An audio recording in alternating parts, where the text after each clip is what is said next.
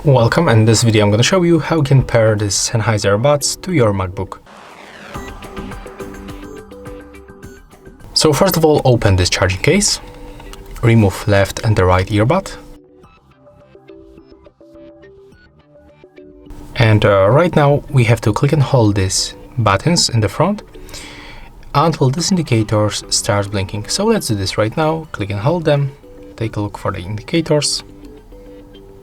When they blink blue and the red, it means that they are in the pairing mode. They are visible to other devices. Put them close to your MacBook and go to the settings. Let's go for the system settings. Let's go for the Bluetooth. And right now we can find Sport True Wireless earbuds from Sennheiser on the nearby devices list. So click on them once, and as you can see, we are successfully connected. Next, go to the sound settings and check if they are turned on the input and the output device. Thank you guys for watching. Leave thumbs ups, comments and subscribe to our channel.